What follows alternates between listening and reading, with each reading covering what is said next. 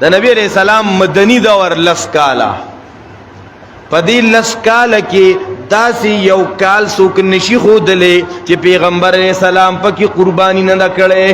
نبی علیہ السلام په قربانۍ همیشوالی کړی دی. نو چې په کوم کار پیغمبر همیشوالی کوي نو د هغې درجه اوچته وي که نه ښه.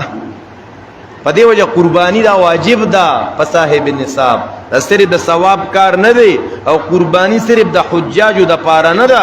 ولې نبی علیہ السلام مدینه کې حج کوسه چې په مدینه منوره کې نبی علیہ السلام قربانی کول او لس کاله کړی ده. ځکه بعضې یاران وایي چې یو دوتې خطا شي دا قربانی کول ته حجاج کرام کوي نو خیر دی. خو دلته دا مسلمانان چې قربانی وکي، غریبانانو د ډوډۍ نشتا، د غریبانانو کور نشتا، نو پدیم اونشي. بیا ویره د دې قربانو دا وینې او دا گندونه او دا ماحول ورسره ډېر متعفن او بدبودار شي او فضا ورسره ډېره ګنده شي او دې نه خلک ناجوړه کېږي. او که نه دا هسپتالونه د دې نه کالو سره ډکي که نه چې دی په لاره ورتېر شوي او د قربانۍ د وینو او د ګندونو غاثارات پې لګېدلي. اوس به وینو دا د ملحدینو د اوسنو نه ده، د پخوا نه دا اعتراضاتو.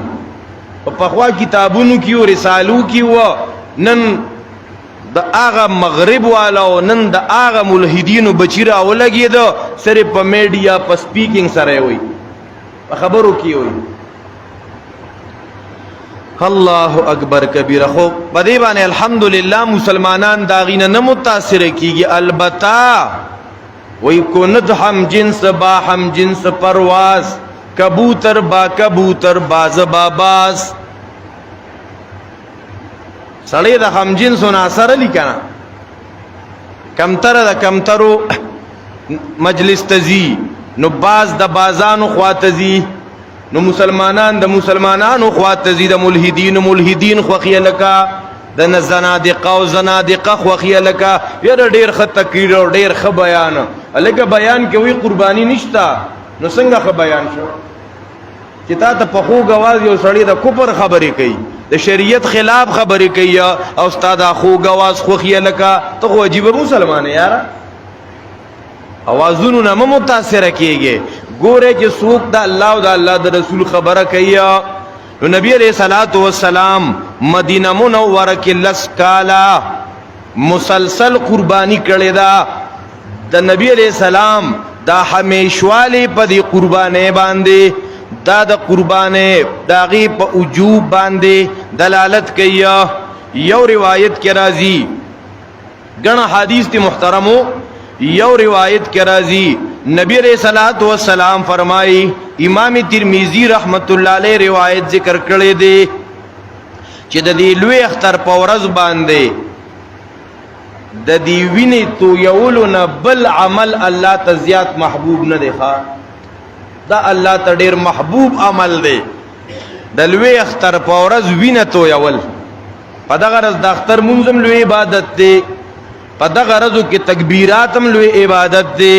اے محترمو، خدا رنگی پا یوم النحر کی احبو الاللہ من احراق الدم، دوینی تو یولونا دا دا خلیل یادگار دے کنا یارا، اللہ تزکا محبوب دے. او بل محترمو دی روایت کی وسردام دی چې کله دا ساروی ذبح کیږي کنا، وان الدم ليقع من الله بمكان قبل ان يقع بالارض. دغه د وینې ساز کې لازمه کې ته نه دی تللی چې دا ډایرک د الله دربار ته رسېدلی دی. سبحان الله. سونه لوی عمل شو یاره. په دې ستا 1,000 50,000 روپۍ ولګېدې په غون کال کې شرطه. ته وایې زه د الله بندې یم، الله مې خالق او مالک او رازق دی، او دې کې بیا بانې لټې را لټې. الله اکبر کبیره. دا وګوره د قربانۍ په ورځ د قربانۍ د ساروي د وینې دا ساز کې لازمه کې ته نه دی رسېدلی چې د ځمکې د رسېدو نه مخکې دا الله ته رسېدلی دی، د الله دربار ته رسېدلی دی. نو نبی سلام فرمایي ښې قربانۍ وکړئ، ښه ښایسته طریقې سره تاسو قربانۍ وکړئ. دا د قربانۍ ګڼ فضایل دي محترمو مسلمانانو. او دا رنګي د قربانې